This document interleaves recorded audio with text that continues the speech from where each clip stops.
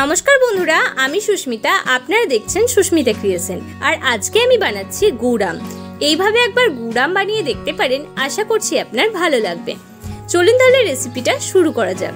প্রথমে আমগুলো আমি ছাড়িয়ে নিয়েছি। এখানে আমার বেশিরভাগই কিন্তু আটির আম নিয়ে নিয়েছি। এরপর দুটো রোদ আমি এখানে খাইয়ে নিয়েছি। দুদিন আমি রোদে রেখে দিয়েছিলাম। এরপর পরিমাণ বুঝে নুন আর পরিমাণ বুঝে হলুদের মধ্যে দিয়ে ভালো করে মাখিয়ে নিচ্ছি আমগুলোকে। এরপর কিছু গোটা মশলা আমি এখানে নিয়ে নিয়েছি।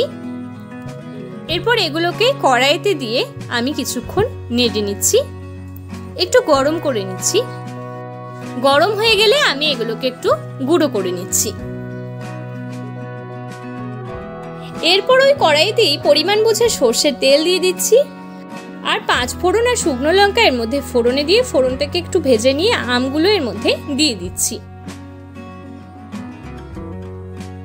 এরপর আমগুলো কিছুক্ষণ ভেজে নিচ্ছি।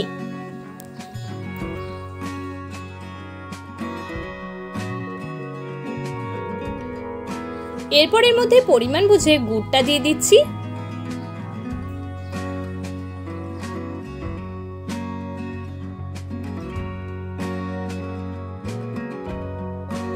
এরপর সবকিছুকে ভালোভাবে মিক্স করে নিচ্ছি। এরপর আমগুলো গুড়ের মধ্যে কিছুক্ষণ ফুটিয়ে নিচ্ছি। গুড়ের কালারটা চেঞ্জ হয়ে এসেছে, এই পর্যায়ে গ্যাসটাকে অফ করে দিচ্ছি। এরপর এর মধ্যে গুঁড়ো করে রাখা মশলা সামান্য পরিমাণে দিয়ে দিচ্ছি। তারপর ভালোভাবে এটাকে মিক্স করে নিচ্ছি। গুড় আম কিন্তু আমার একদম রেডি। এইভাবে একবার আপনি গুড় আম বানিয়ে দেখতে পারেন, আশা করছি ভালো লাগবে। এই আচারটা কিন্তু মাঝে মাঝে রোদে রেখে দেবেন, তাহলে কিন্তু আচারটা অনেক দিন ভালো থাকবে।